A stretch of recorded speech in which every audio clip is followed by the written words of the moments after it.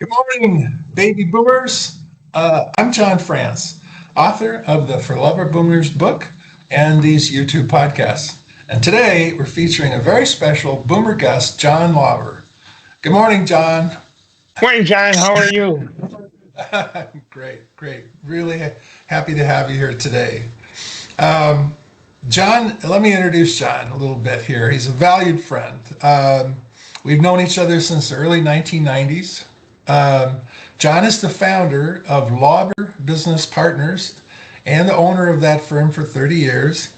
They are a respected leader in delivering fractional CFO services, providing exceptional accountants that also bring the strategic financial insight that provides forward-looking visibility and drives bottom-line profitability.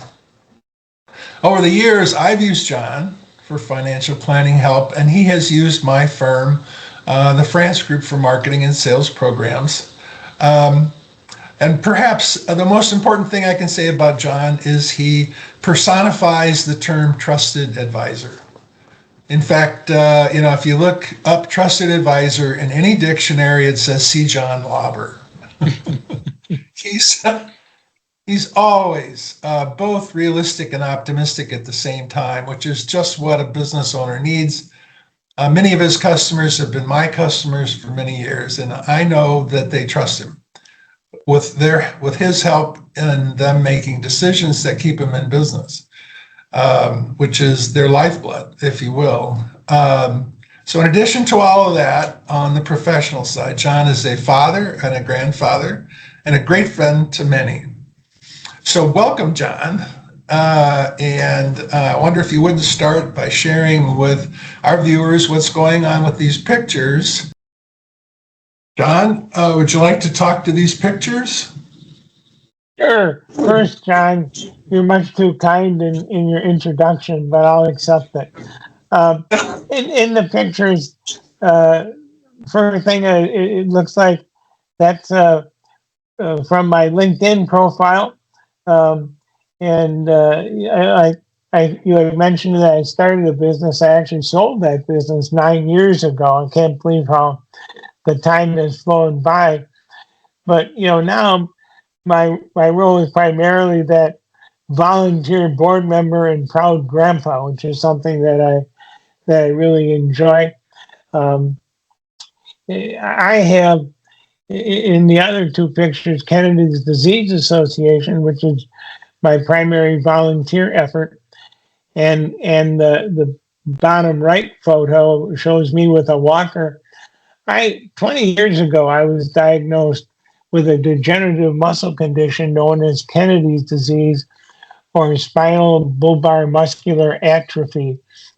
It's a it's a genetic disease. My grandfather had it. He passed the mutated gene on to my mother, and she was kind enough to pass it on to me. Um, it's a disease that affects everyone quite differently, and but it affects the muscles all over the body. For me, it's primarily affecting my legs, a little bit in my speech, and certainly overall general weakness in my body. 2.5 years ago, I was invited to join the board as treasurer of the National Kennedy's Disease Association. And, I have enjoyed that role. It's allowed me to utilize my accounting skills, but also it's given me a platform to raise money to help fund research as we search for a cure. There is no known cure or treatment currently for the disease.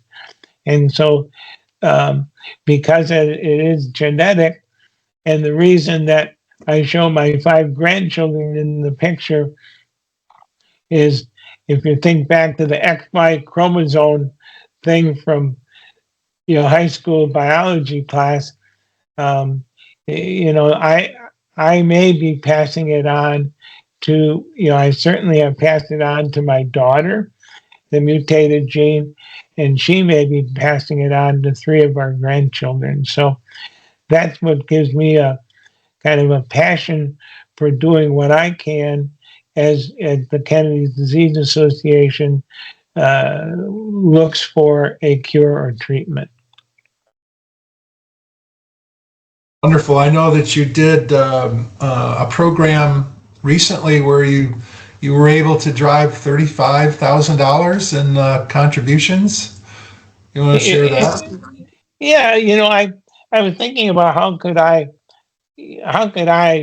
come up with a campaign that would kind of give people an insight into what I'm experiencing, and it came dawned on me that if I asked people to think about what it would be like if they couldn't take 100 steps walking without assistance, without the assistance of a cane or a walker or a wheelchair. And so I kind of wrapped that idea around a campaign that I called the 100 Step Challenge, where I asked people to think about that. And not only think just about that, but also try to envision what it would be like to know there is no cure and to know that I may be passing it on to future generations. And I think that hit a chord with my friends and family and broader business network.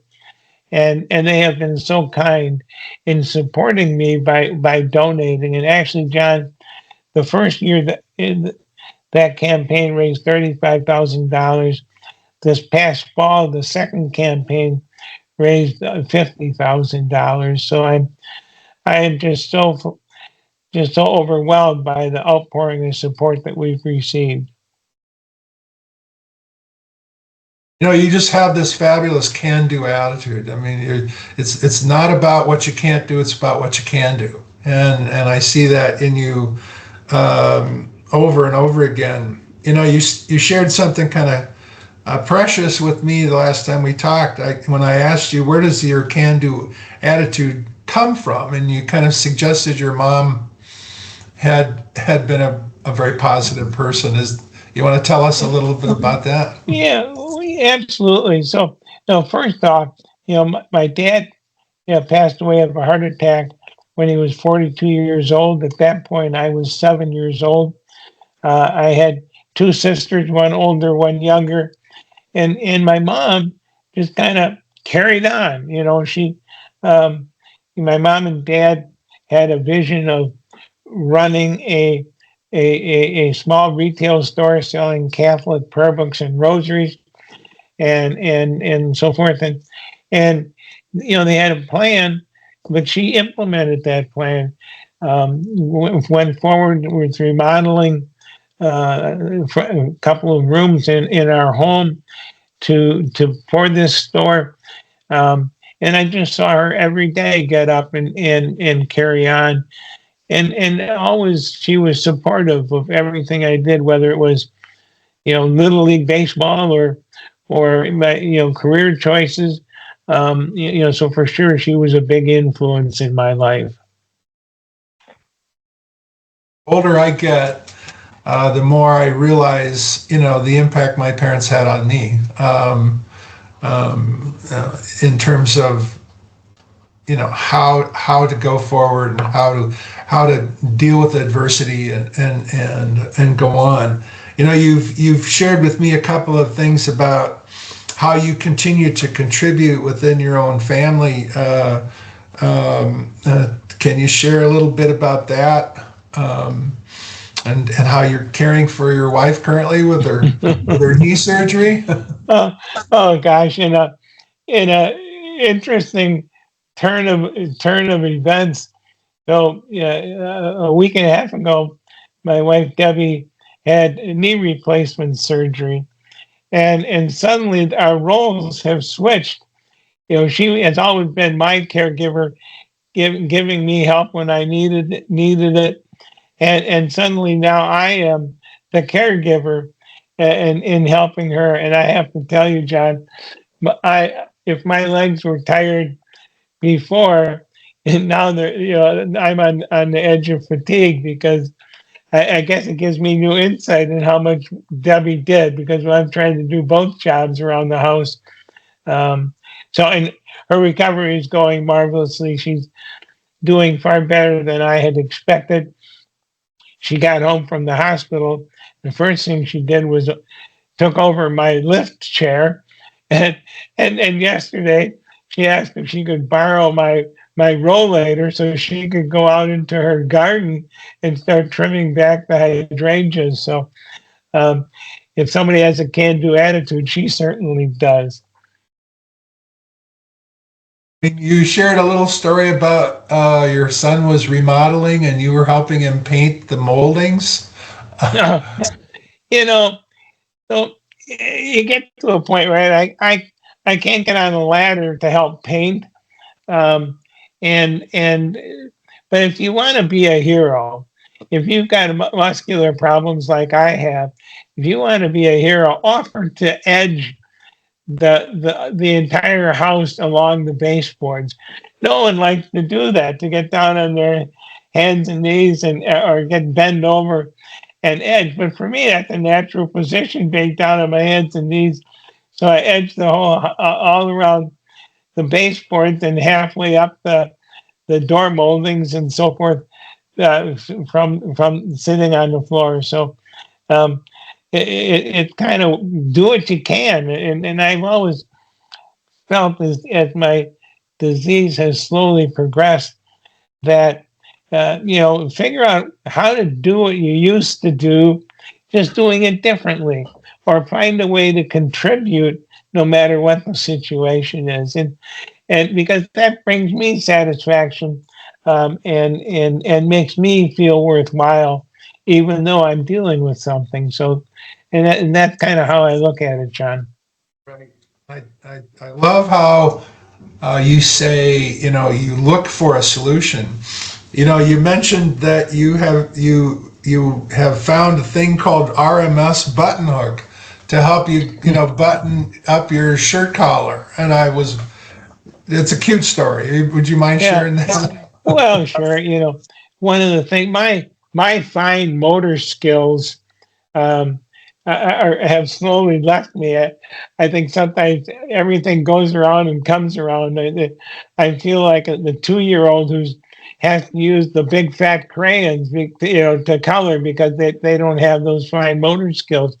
Well, that affected me. So buttoning buttons became a real challenge. So you just go on Amazon and you know, support for buttoning buttons or whatever I put in, and bingo, there's a little tool that you can insert through the buttonhole, snag the button, and pull it back through. It's just such a simple thing, but very effective. And I think no matter what the challenge is, if you look for a solution, it'll be out there. Um, like when Debbie was in the hospital, and the occupational therapist was giving us some tips for going home. Um, she showed us that to put on the compression stockings that Debbie needs to wear during the day, um, that you put a plastic bag on over the foot, and then you can slide that compression sock up over the plastic bag, and the socks have a hole in the toe, so you're then able to put the sock back up over the foot and pull the bag out and then pull the sock down. So there's a solution out there for most challenges, and that allow you to continue to do the things that you always did and enjoy.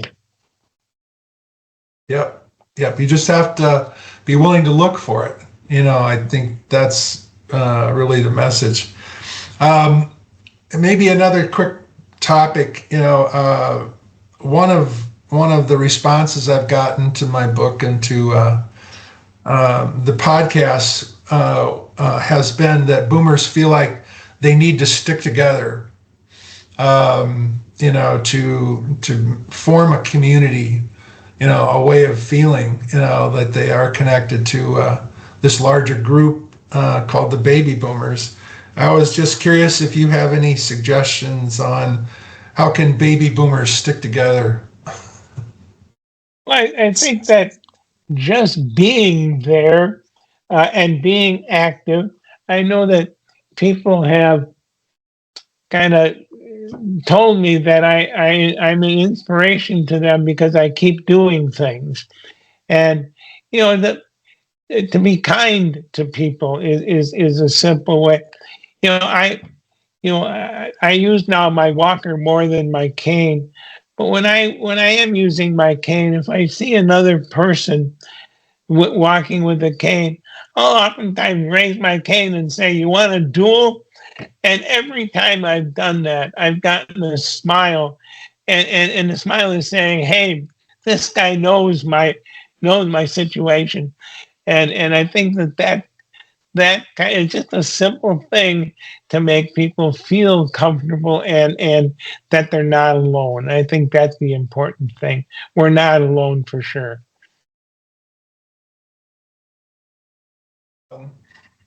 Uh, I'm going to now show the slide again, and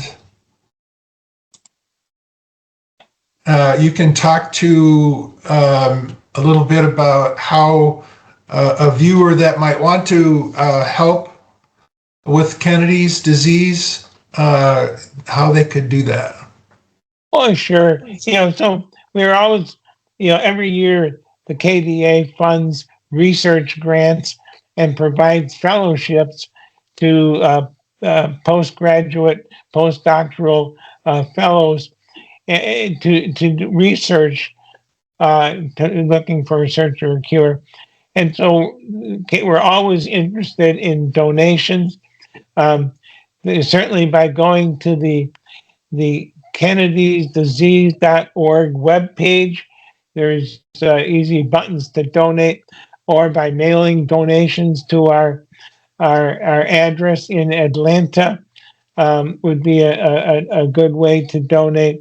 And we're just so grateful to the people that do donate, because that's really what we and the KDA are all in together, is working to support people with the disease, to support the caregivers, and to support the carriers. So the women who receive the mutated gene from their fathers and who know they may be passing it on. So it's the support and also the research that we look for. So donations are always gratefully appreciated. Oh, terrific. I really appreciate you joining us today. You are the master adapter, in my opinion. Well, John, you can only do what you can do, right? And so to adapt, to find a better way, a new way to do it within my limitations, that's what keeps me going. And I enjoy that. I take that as a challenge to find a way. That's the way to do it. I mean, that's really leadership that you've always shared with people, and this is your leadership on Can Do, and I love it, and I really appreciate it. Well, let me wind this up. As always, as I address boomers that are listening,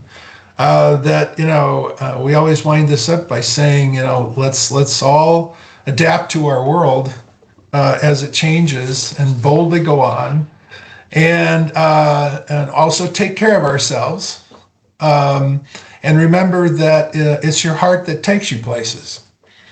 So with that, we'll call it an end of the day, and thanks again, John, and bye-bye for now. Thanks, John. Bye-bye.